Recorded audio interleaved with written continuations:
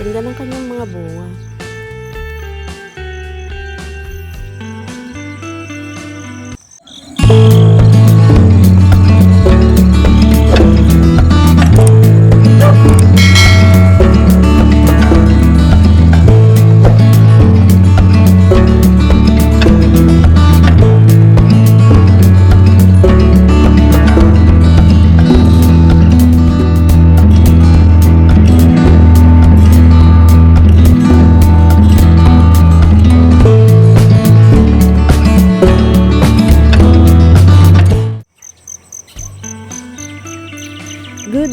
Good morning sa inyong mga friends. Ayan, nandito tayo ngayon sa aming bukid.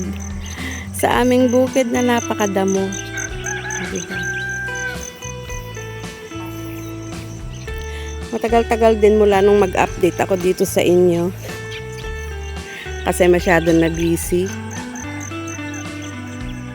Ito na ngayon yung aming mga tanim dito. Ito yung dati naming taniman ng kamatis. Tapos, pinalitan namin ng sili. Ayan. Siling Taiwan to. Ang daming bunga. Nakadalawang harvest na daw yung aking kamagsasaka dito, sabi niya. Kasi nga wala kami.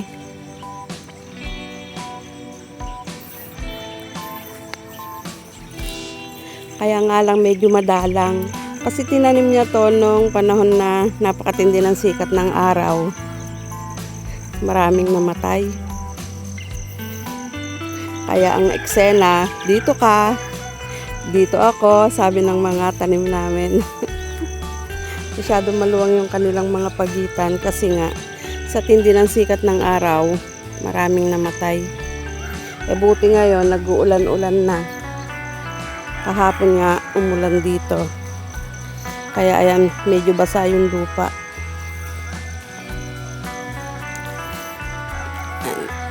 Mga green-green pa yung mga bunga.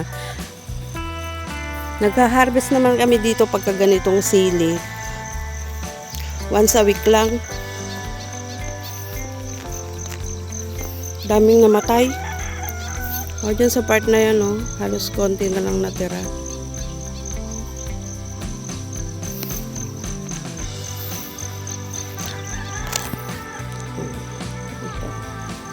Siguro daw sa Friday, magka-harvest ulit siya dito. Kasi nakapag-harvest naman na siya dito.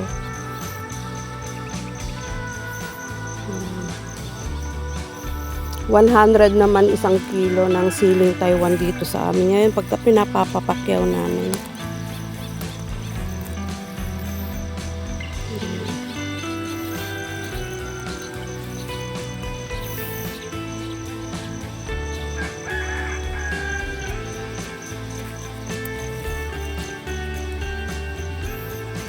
Ganda ng kanyang mga bunga. At dahil nag-uulan na nga, napakadamo na ng mga bukid.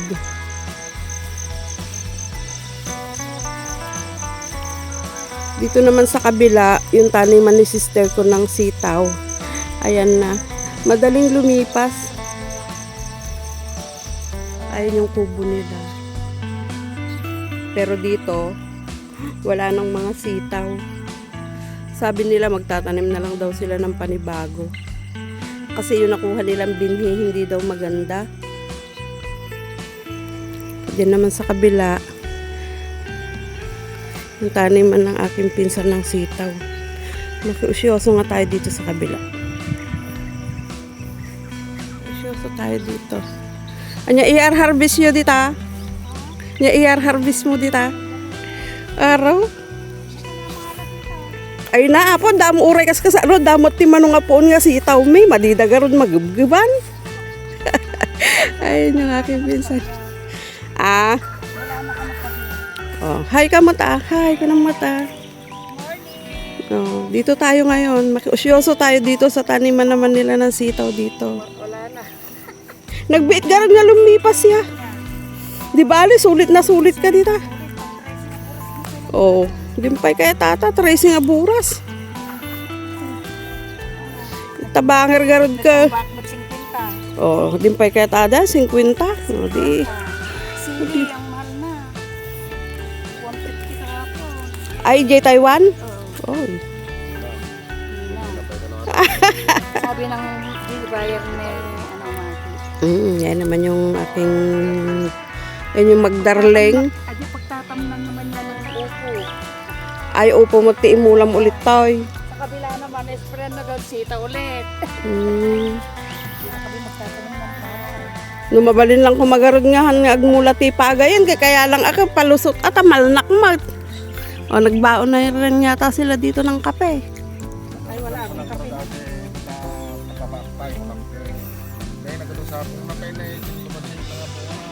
Dapat ata pinitik-pitikam ko mo idin atap no dire-diretsaw ay.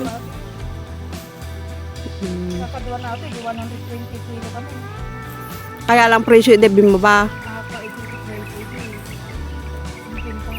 Oh, dimpay kaya dajay. Pero tatano ko. Wala, napakabumaba. Ayan. Sabi ko nga sa inyo, pag mahal ang gulay, masipag magdamo. Dito lang naman dinadaman ko para dito do tatamnan ng kwan, ng ampalaya. Para dire-diretso na hindi na ano. Dahil sana ito sa pera. Pati, tsaga-tsaga lang talaga. Duwangal daw ko tani, pinitok ko din. Medyo palipas na rin daw kasi itong kanilang sitaw, kaya nililinisan daw ng pinsan ko kasi tataniman daw nila ng ampalaya dyan sa pagitan ng mga tulos nila. Sipag-sipag lang talaga dito sa bukid, makakatsamba ka rin ng presyo. Saka hanmot unay bumaba iti kwatatati mga sitaw di ay ti mga tanim. Ay, ampalaya upo ka. Taas na ng upo mo, ay upo. Eh, nagpapangit mo bunganan. 80 per kilo na. Sipag-sipag lang, makakatsamba ka rin. At saka kahit papano, hindi ngayon... 80 ba sa bandel? Oh, kahit papano, hindi bumaba ang presyo ng mga tanim naming gulay ngayon. Okra ni Maki, agar harvest okra. Ay, mula na okra? Oo, maluwang yung okra niya. Kita mo to, kahit na ganito na itsura ng dahon, marami pa rin bunga. O, di ba? Sulit ko ato. Sulit na sulit. Alauna hanggang nakasapak dito. Makasangsangit kan. Ang sangit talaga na awan tumulong kanya ako. Nagsakit, teriter. Kasi alauna hanggang alas 7, malpos kami tigsapa. Panunutem lang yung presyo bagtet.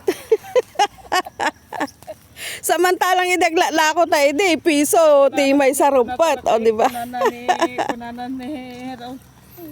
Nawampay tumulong mo, tagitan na mo. Uwi na ako, tapos na ako nakimarites sa pinsan ko. Sige. Magkalapit kami ng bukid ni pinsan ko. Pilapil lang yung pagitan namin. Itong harang na nilagay nung aking kamagsasaka dito, luray na. Yan, uwi na ako. Tapos na ako nakimarites. Sabi niya sa Friday daw, mamimitas siya dito. Marami na uling hinog. Kapipitas daw niya kasi kahapon. Kahapon ng umaga. Yan.